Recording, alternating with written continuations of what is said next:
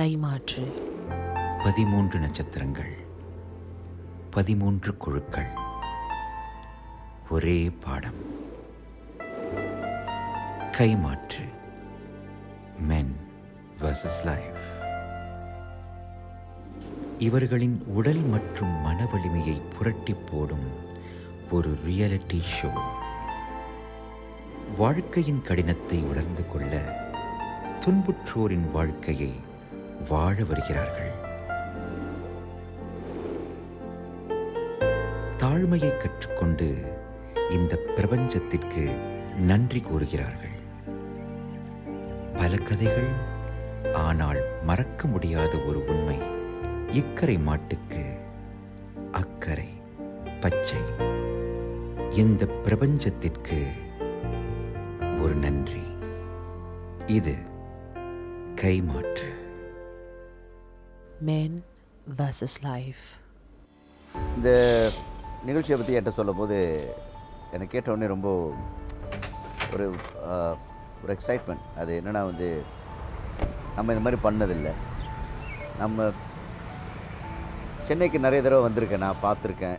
இவங்க எல்லோரும் நான் பார்த்துருக்கேன், வேலை செய்கிறத பார்த்துருக்கேன். கூலி வேலை செய்கிறாங்க, அப்படி அதுதான் நமக்கு தெரியும். ஏன்னா அந்த வேலை எப்படி இருக்கும், எப்படி செய்கிறாங்கன்னு தெரியாது. ஸோ இந்த நிகழ்ச்சியை பற்றி சொல்லும்போது ஐ தாட் எனக்கு இது ஒரு நல்ல ஒரு அனுபவமாக இருக்கும் அப்படின்னு தோணுச்சு. ஸோ அதனால தான் மகிழ்ச்சியாக சந்தோஷமாக வரவேற்று ஓகேன்னு சொன்னேன்.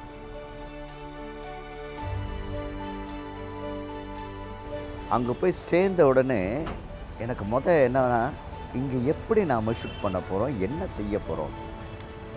நான் காலையில் அங்கே போய் சேரும்பொழுது ஒரே கச்சமச்சாது அப்படியே ஆள் நடக்கிறது போகிறது. அவங்களுக்குன்னு ஒரு சிஸ்டம் இருக்குது. இங்கேயும் வண்டி வருது, இங்கேயும் வண்டி போகுது. ஒரு பெரிய பெரிய வண்டி இப்படி போகுது, அதே சமயத்தில் அவங்களுடைய தள்ளு வண்டி போகுது. அப்படியே ஒருத்தர் இடிச்சிக்காமல் எப்படியோ பேசிட்டு அதான் லாங்குவேஜ். ரொம்ப ஒரு என்ன சொல்லுவாங்க, சுறுசுறுப்பாக பரபரப்பாக இருக்கிற ஒரு இடமா இருந்துச்சு. இந்த மாதிரி மார்க்கெட் எவ்வளோ பார்த்துருக்கேன் நான் சிங்கப்பூரில். ஆனால் இந்த மாதிரி பார்த்ததில்லை. இவ்வளோ பிஸியாக இவ்வளோ பெரிய பெரிய மூட்டையில் இறங்கி கோயம்பேடு மார்க்கெட் சொன்னாலே ரொம்ப ஃபேமஸான ஒரு விஷயம். அதுவும் காய்கறிகளுக்கு, பழம், காய்கறி எல்லா விஷயத்துக்கும் வந்திருக்கேன் இங்கே நான் இதுக்கு முன்னால். ஆனால் இப்படி கூர்ந்து கவனித்ததில்லை. ஸோ நிறையா கோயம்பேடு மார்க்கெட் வந்திருக்கேன் இதுக்கு முன்னால். ஆனால் இந்த அளவுக்கு கூர்ந்து இப்படி கவனித்ததில்லை. ஏன்னா இப்படி நான் இருந்து இப்படி ஒரு ஃபீல் வந்ததில்லை எனக்கு. இது ரொம்ப பெருசு. ஏன்னா இங்கே தான் இன்றைக்கி நான் வேலை செய்ய போகிறேன். என்ன செய்ய போகிறேன்னு தெரியல, பார்க்க போகிறேன். யார்கிட்ட நான் பேசுகிறேனோ அவர் என்ன வேலை செய்கிறாரோ அந்த வேலையை தான் நான் செய்ய போகிறேன். பார்ப்போம் என்ன வேலைன்னு. அப்படியே கொஞ்சம் நேரம் நடந்த பிறகு அந்த கூட்டத்தில் அப்போ தான் கடைசியாக தர்மானனை சந்தித்தேன். நான் இப்போ இங்கே இருக்கிறது என்னுடைய முதலாளி, என்னுடைய குரு. எந்த தொழில் செய்ய வந்தனோ அந்த தொழில் எனக்கு கற்றுக் கொடுக்க போகிறவர் அண்ணன் இங்கே தான் இருக்கார்.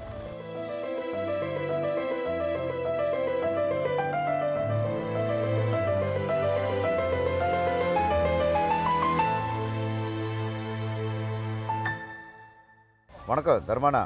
சொல்லுங்க. இது கூலின்றது சாதாரண விஷயம் இல்லை. சரி சார். அது பெரிய விஷயம். சரி, வேலை செய்கிறது ரொம்ப கடினமான வேலை. சரி சார். நீங்கள் உங்கள்கிட்ட நான் கற்றுக்க போகிறேன். சரி சார். சரியா? நீங்கள் என்ன சார்னு கூப்பிடாதீங்க, தம்பின்னு கூப்பிடுங்க. சரி, தருமன் தான். நான் உங்களை அண்ணனு கூப்பிட்றேன், நீங்கள் என்ன தம்பின்னு கூப்பிடுங்க. நீங்கள் எத்தனை வருஷமாக இந்த வேலை செஞ்சுட்டு இருக்கீங்க? 36 வருஷமாக வேலை பார்க்குறேன். இப்போ உங்களுக்கு என்ன வயசு? எனக்கு 53 ஆக போகுது சார். இது உங்களுடைய உலகம். ஆமாம். சரியா? ஆமாம் சார். இதுதான் உங்களுடைய உலகம், உங்களுடைய வாழ்க்கை. ஆமாம். உங்களுக்கு தெரிஞ்சது இது மட்டும்தான். அதுதான். உங்களுடைய உலகத்தை பற்றி என்கிட்ட சொல்லுங்கள். என்னுடைய உலகம்னா, நான் இப்போது இதில் சம்பாதிக்கிறது பிள்ளைங்களை படிக்க வைக்க முடியல, வீட்டு வாடகை கொடுக்க முடியாதுங்க. ஊருக்கு இப்போ ஒரு வாட்டி ஒரு நாளைக்கு 1000 ரூபாய் ஆச்சுன்னா 3 வேலைக்கு நான் 300 ரூபாய் சாப்பிட்றேன். குளிக்கிறது 20 ரூபாய். தர்மகிட்ட பேசிகிட்டு இருக்கும்போது ஒன்று புரிஞ்சுது. அவர் வாழ்க்கையில் நிறைய சோகம், விரக்தி, உள்ளுக்குள்ளே நிறைய எல்லாம் அடக்கி வச்சுருக்காரு. காரணம் அவனால் ஒன்றும் பண்ண முடியல, அவனோட சூழ்நிலை அப்படி இருக்குது. நீங்கள் பார்த்தீங்கன்னா அதிகமாகவே கம்ப்ளைண்ட்ஸ் இருந்துச்சு அவர் வேலையை பற்றி. அண்ட் வலி, வேதனை, சோர்வு, விரக்தி, இது எல்லாமே அவருடைய குரலில், அவருடைய முகத்தில், அவருடைய கண்களில் எனக்கு தெரிஞ்சுது. அது மட்டும் நான் புரிஞ்சுக்கிட்டேன். ரொம்ப கஷ்டப்படுறாரு. இதெல்லாம் போக 600 ரூபாய் இருந்துச்சுன்னா மாதம் 18,000 5,000 அப்படி போகிறேன். பிள்ளைங்களை படிக்க வைக்க முடியல, ரொம்ப வசதி இல்லை, ஏழ்மையான குடும்பத்தில் போகிறேன். இந்த வேலை செஞ்சால் தான் முடியும். அப்படியே வேறு வேலைக்கு போகிறேன்னு சொன்னாலும் விடுவ மாட்டாங்க. வேறு வேலைக்கு கிடைக்காது. நம்ம படிப்பு இல்லை, ஒன்றும் பண்ணவும் முடியாது போய். சொல்லுங்கள் சொல்லுங்கள் சொல்லுங்கள். எதுவும் பண்ண முடியாது போய். ஊர் வேலையும் தெரியாது உங்களுக்கு. ஊரில் போய் வேலை செய்யணும்னா எந்த வேலையும் தெரியாது நம்மளுக்கு. இதான் எனக்கு தொழில், மூட்டை தூக்குற வேலை தான். 16 வயசுலேருந்து, சின்ன வயசுலேருந்து கடையில் வேலை பார்த்தேன். 16 வயசு ஆயிடுச்சு. 16 வயசுலேருந்து லோடு மணி வேலைக்கு வந்தேன். லோடு மணி வேலைன்னா அங்கேருந்தே வேலை செஞ்சேன். அந்த இங்கே வந்து 30 வருஷமாக வேலை செஞ்சுன்னுக்கிறேன். இங்கே வந்து ஒரு நாளைக்கு 1000 ரூபாய் சம்பளம் கிடைக்கும். அந்த 1000 ரூபாயில் வந்து மழை அடித்தாலும், காற்று அடித்தாலும், வெயில் அடித்தாலும் அங்கங்கே கூப்பிட்றாங்க. அங்கங்கே போய் வேலை செஞ்சு தான் ஆகணும். வேலை செய்ய மாட்டேன்னு சொன்னால் விட மாட்டாங்க நம்மளை. ஏன் நாளைக்கு போனோம்னா நான் வராத, நேற்று கூப்பிட்டேன், ஏன் இன்றைக்கி வர அப்படின்னு நல்லா கேட்பாங்க. அப்படி இல்லைனா நீ வெளியே போ, எங்கள் கடால் இருக்கிறாங்க இருக்குவாங்க, நேற்று விட்டு போனல அப்படின்னாலும் சொல்லுவாங்க. ஒரு நல்லதுக்கு இடத்துக்கு ஓட முடியாது. அடுத்துட்டுக்காக போனோம்னா நீ நேற்று எல்லாம் கும்பலாக போயிட்டீங்கப்பா, நீ ஆள் இல்லை, நான் வெளியால் வச்சிருக்கிறேன், நீ யாரையும் பாரு, போ வெளியே போன்றேன் அப்படின்ற மாதிரி இது மார்க்கெட் நல்லா. ஓனர் வந்து கடையில் ஒரு 10 பேர் வேலை செய்கிறாங்கன்னா அந்த கடை ஆள் தான் எங்கள் ஆள் அப்படின்னு சொல்கிற மாதிரி இருக்காங்க. ஆனால் லோன் பண்ணாங்க 110 பேர் இருக்கிறான். 110 பேரும் அன்னன்னைக்கு வேலை செஞ்சு அன்னன்னைக்கு சம்பளம் நான் வெளியே போடாமல் இல்லை. அப்போ நீங்கள் எப்படி குடும்பத்தை போய் பார்க்குறீங்க நீங்கள்? அது வந்து ஆள் கும்பலாக வேலை செய்ய பார்த்து ஆளுகளை சொல்லிட்டு நான் ஒரு 10 நாள் சென்னை வரேன்ப்பா, போய் வீட்டில் போய் பார்த்துட்டு வரேன் அப்படின்னு சொல்கிற மாதிரி சொல்லிட்டு போயிட்டு ஒரு வாரத்தில் திரும்பி 10 நாள் சொன்னால் நான் 5 நாளில் வந்துடுவேன் நான். ஏன்னா ஆளுகளை நம்ப முடியாது. மழை பெஞ்சா படுத்துக்கிற ஆளுங்கிறாங்க, தண்ணி அடிக்கிற ஆளுங்கிறாங்க, ஊருக்கு ஓடிடுறவங்களுக்கு தராங்க. ஓனர் வந்து ஒரு மாதிரி பேசுவாங்க திருப்பி. அவங்கக்கிட்டே வேலை பார்த்துனே இருந்தால் நல்லவன்னு சொல்லுவாங்க. அவங்கக்கிட்ட வேலை பார்க்காத நான் இந்த மாதிரி அர்ஜென்ட்டாகுது, நான் போய் ஆகணும்னு சொன்னால் இன்றைக்கி போனால் நாளைக்கு யார் லோடு இறக்குது, உன்ன மாதிரி அல்லாமல் போயிட்டால் உன்னை நம்பி நான் வியாபாரம் பண்ணுறேன், அதெல்லாம் வேலையாகாது, நீ போனால் போய்க்க, நான் வெளியால் வச்சுக்கிறேன் அப்படின்ட்டாங்க. இந்த வேலையை பற்றி சொல்லுங்கள். உங்கள் வாழ்க்கை, இந்த வேலை, அதை பற்றி சொல்லுங்கள். இந்த வேலையை விட்டால் அந்த வாழ்க்கையே சரியில்லை வாழ்க்கை சார். எப்படி நிம்மதியில் வாழ்க்கை.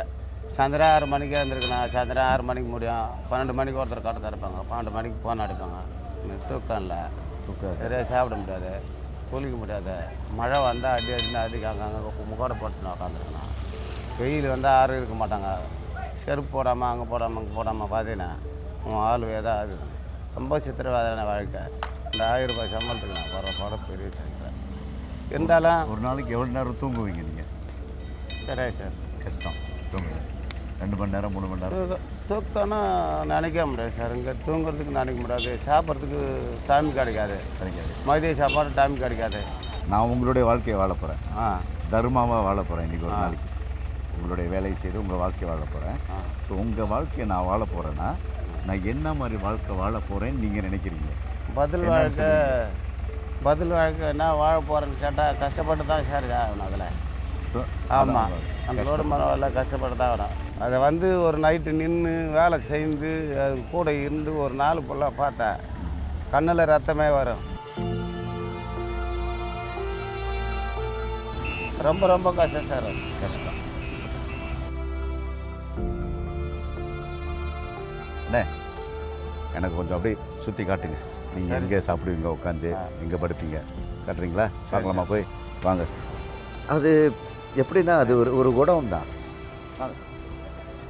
அது எங்கே வேலை செய்கிறாங்களோ அங்கே பின்னால் ஒரு நான் நினைக்கிறேன் ஒரு சின்ன இடம், அவ்வளோதான். அங்கே கூட்டிக்கிட்டு அங்கே தான் உட்காந்து சாப்பிடுவாங்க. ஐ மீன் உட்காந்து சாப்பிட்றதுக்கு வசதி இருக்குது, ஆனால் ஆரோக்கியமான இடம் இல்லை. ஏன்னா அங்கே பக்கத்தில் இருக்கிற அந்த காற்று, அந்த தூசு, பக்கத்துலேயே குப்பைகள். நீங்கள் 30 வருஷமாக இங்கே வேலை செய்கிறீங்களா? ஆமாம் சார். அப்போலேருந்து இப்படி தான் இருக்கா? ஆமாம், இப்படியே தான் இருக்குது. அப்போலேருந்து இப்படி தான் இருக்குது. ஆமாம். மொத்தம் எத்தனை பேர் வேலை செய்வாங்கன்னு நினைக்கிறீங்க இங்கே? எங்கள் கூட 110 பேர் வேலை செய்கிறாங்க.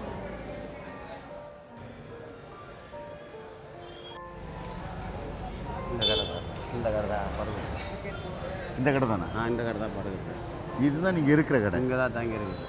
தங்குறது? ஆமாம். எங்கே படுப்பீங்க நீங்கள்? என்ன ரூம் இருக்கா உங்களுக்கு தனியாக? அதெல்லாம் ஒன்றும் இல்லை, கீழே தான் படுக்கணும், பாய் போட்டு கீழே தான் படுப்பேன். ஆமாம், அவர் தான் ஓனர், கடை ஓனர். இந்த கடையிலங்க சின்ன பிள்ளைங்க இங்கே தான் படுக்கிறதுக்கு, வேலை செய்கிற இடத்துக்கு அவுட்ருக்கு போகிறோம். 5 பேர் இங்கே தான் படுக்கிறது, சாப்பிட்றதுக்கு போகிறதுக்கு. நான் நினச்சேன் நீங்கள் உங்களுக்கு ரூம் இருக்குது நீங்களே.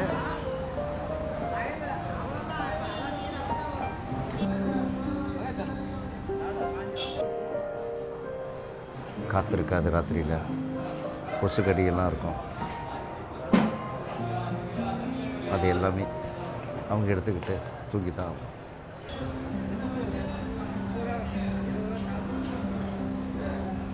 கஷ்டம்தான். கைமாற்று.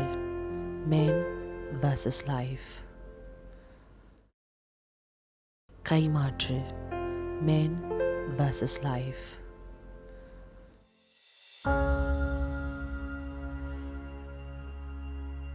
தர்மானன்னு ஒரு ஓரமாக உட்கார சொல்லிட்டேன். இன்றைக்கி அவர் வேலையை நான் பார்க்க போகிறேன்.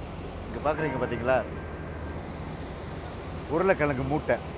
இது எல்லாத்தையும் இறக்கி கடையில் போய் வைக்கணும். இதுதான் அவர் செய்கிற டெய்லி வேலை.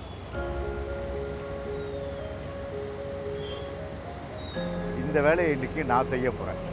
ஒவ்வொரு மூட்டையும் 60 kg பண்ணதில்லை, இதான் முதல் தடவை பண்ண போகிறேன். கூலி ஒரு 500 மூட்டை இருக்கும் அந்த லோரியில். இதை இறக்கணுன்னாங்க. எனக்கு ஒரு மூட்டையும் ஒரு 50 kg 55 kg அந்த மாதிரி. அவ்வளவு மூட்டை. வெயில், சரியான வெயில். அந்த வெயிலில் இதை நான் எப்படி இறக்க போகிறேன், இதை எப்படி தூக்க போகிறேன்னு. Heavy 60 kg, not easy.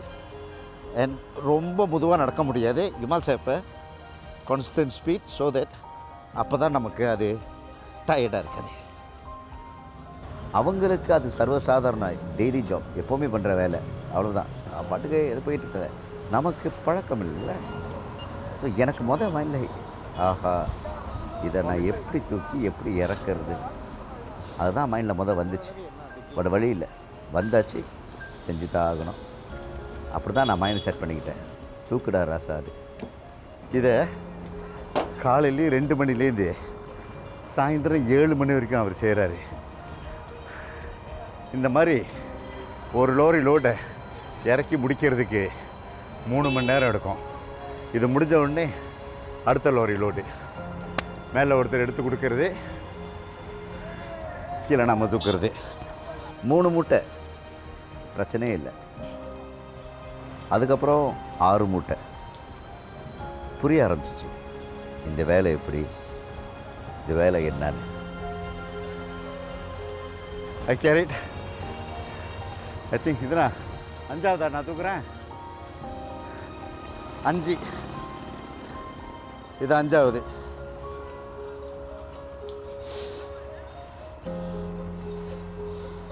அந்த வெயிட்டு முதுகில் தான் உட்காரும்.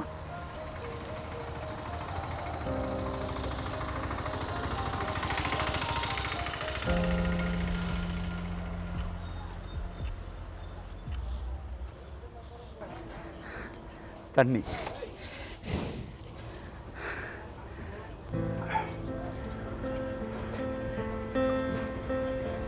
அது தூக்கிட்டு நடந்து வந்து இறக்குறது.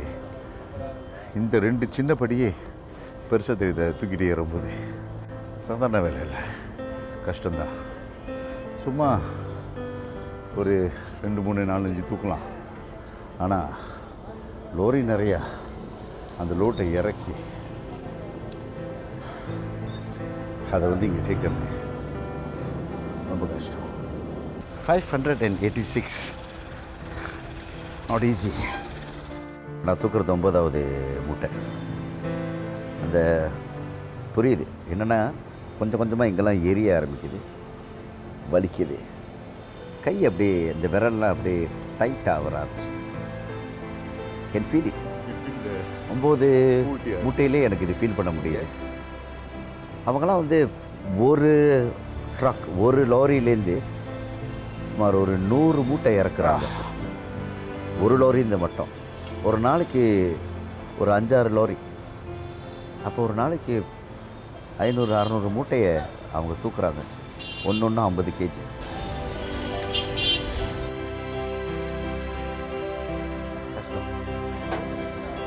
என்னடா வரும்போது நேராக நின்னுவேன், இப்போ ஒரு பக்கமாக இருக்கான்னு பார்க்குறீங்களா?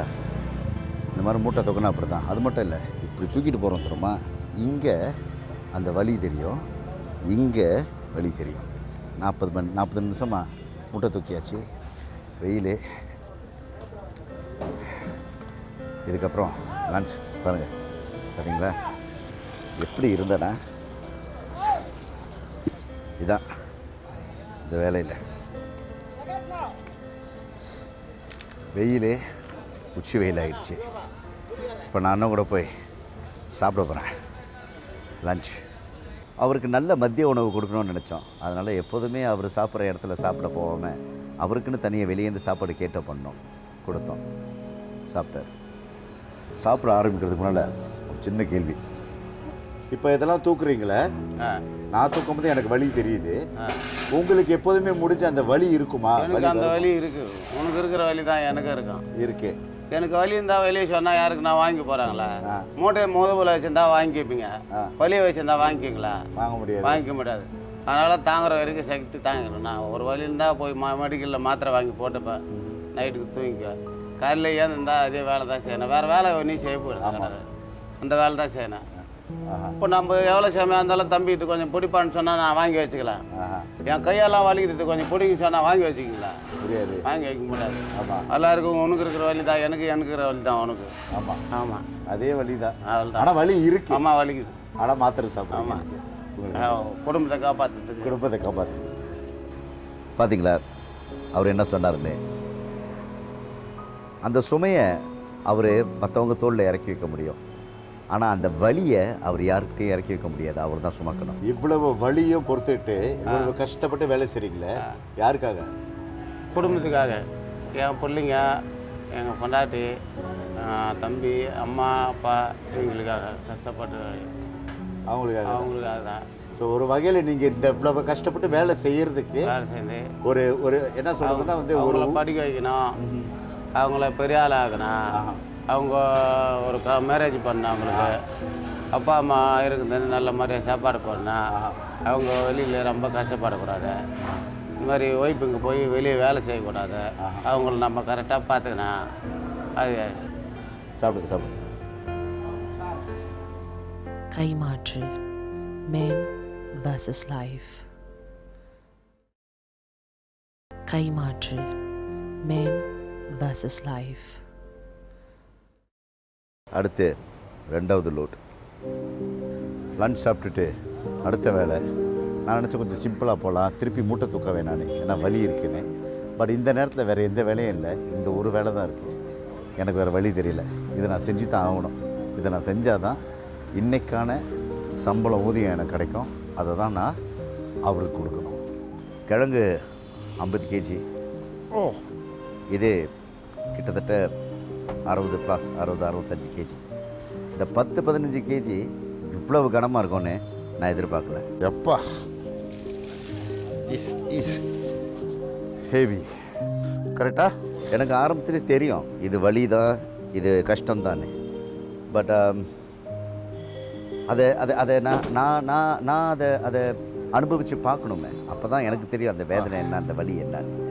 அண்ட் அஃப்கோர்ஸ் வலிக்குதுன்னு காட்டிக்க முடியாது, ஏன்னா அவர்கிட்ட அதை தான் நான் கற்றுக்கிட்டேன். வலி இருக்கும், ஆனால் காட்டிக்க முடியாது, ஏன்னா அவர் சொன்ன வார்த்தை அது. ஏன்னா வலிக்குதுன்னு காட்டினா உன்னை கூப்பிட மாட்டாங்க தூக்குறதுக்குன்னு.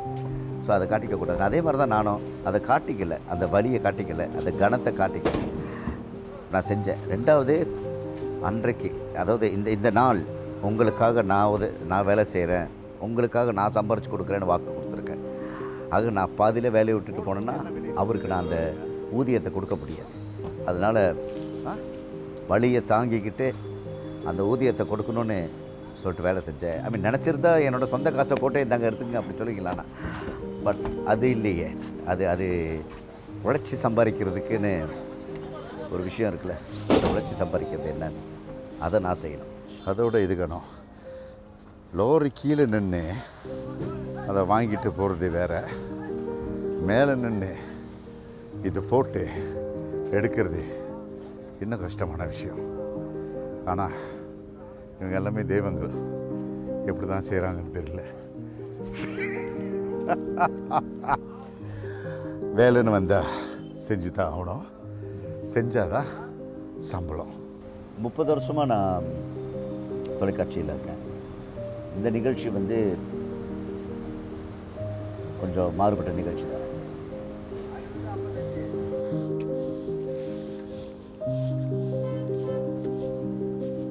வாழ்க்கை பாடம் இந்த நிகழ்ச்சியில் கற்றுக்கிட்டேன்.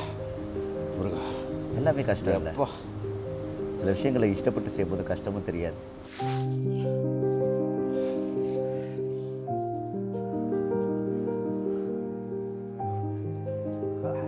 சத்தியமா அந்த வேதனையை அனுபவித்தேன். வலி முடியல. இக்கரைக்கு அக்கறை பச்சைன்பாங்க, ஆனால் அக்கறைக்கு போனால் தான் தெரியும் அது பச்சையே இல்லைன்னு. நம்ம வாழ்க்கையில் கிடைக்கிறதெல்லாம் வச்சு எப்போதுமே கம்ப்ளைண்ட் பண்ணிக்கிட்டே இருக்கோம், இது சரியில்லை அது சரியில்லைன்னு. ஆனால் இல்லாதவங்க ஒரு சின்ன விஷயம் அதை சம்பாதிக்கிறதுக்கு எவ்வளோ கஷ்டப்படுறாங்கன்னு இந்த மாதிரி வேலை செஞ்சால் தான் தெரியுது. அவங்களுடைய கஷ்டத்தை விட நம்ம கஷ்டம் பெரிய கஷ்டமே இல்லை. நான் இன்றைக்கி 6 நாள் செஞ்ச வேலைக்கு என்னோடய ஊதியம் 500 ரூபாய். 500 ரூபாய் கொடுக்குறீங்க? பாதி நாள் வேலை. பாதி நாள் வேலையா? முடியல. இக்கரைக்கு அக்கறை பச்சைன்பாங்க, ஆனால் அக்கறைக்கு போனால் தான் தெரியும் அது பச்சையே இல்லைன்னு. நம்ம வாழ்க்கையில் கிடைக்கிறதெல்லாம் வச்சு எப்போதுமே கம்ப்ளைண்ட் பண்ணிக்கிட்டே இருக்கோம், இது சரியில்லை அது சரியில்லைன்னு. ஆனால் இல்லாதவங்க ஒரு சின்ன விஷயம் அதை சம்பாதிக்கிறதுக்கு எவ்வளோ கஷ்டப்படுறாங்கன்னு இந்த மாதிரி வேலை செஞ்சால் தான் தெரியுது.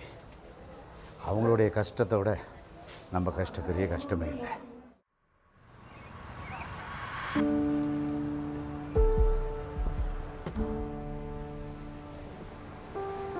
கஷ்டம், வணக்கம், இதெல்லாம் என்னன்னு இதாகிடுச்சு. சரி வாங்க.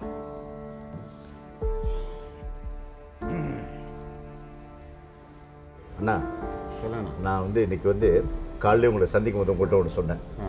இன்றைக்கி வந்து நீங்கள் தான் என்னுடைய குரு, எனக்கு பாடம் கற்றுக் கொடுக்க போகிறீங்கன்னு. ஆனால் அங்கே அற்புதமான ஒரு பாடம் கற்றுக் கொடுத்துருக்கீங்க. வாழ்க்கைன்ற ஒரு பாடத்தை எனக்கு கற்றுக் கொடுத்துருக்கீங்க. வாழ்க்கையில் வந்து ஒன்று நான் புரிஞ்சுக்கிட்டேன் இன்றைக்கி.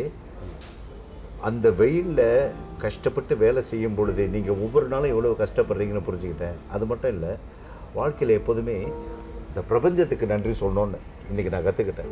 காரணம், எல்லோரும் பாருங்கள் இல்லை இல்லைன்னு சொல்லுவாங்க, ஆனால் இல்லாத நீங்கள் கஷ்டப்பட்டு உங்கள் குடும்பத்துக்காக இது வலின்னு தெரிஞ்ச, இப்போ நான் தான் சொல்கிறேன்னே, இப்போ நான் அந்த மூட்டை தூக்குனேன், எனக்கு இங்கெல்லாம் எரியுது, எனக்கு எரியுது. அந்த கொஞ்ச நேரம் பாதி நாள் தூக்குனது எனக்கு இதெல்லாம் எரியுது. வலி இருக்கும் இல்லை, ஆனால் எரிச்சல் இருக்குது. அந்த வேகம், அந்த வெயிலில் அதை தூக்கி அதை தேக்கி எரிச்சல். இதை நீங்கள் 30 வருஷமாக செய்கிறீங்கன்னா எந்த அளவுக்கு அந்த வேதனை இருந்திருக்கும்னு எனக்கு தெரியும். இருந்தாலும் அதை தவிர்த்து இது எங்களுடைய சார்பில், புரியுதா? சரி, ஓகே. உங்களுக்காக, குடும்பத்துக்காக. கைமாற்றல், மேன் விசஸ் லைஃப்.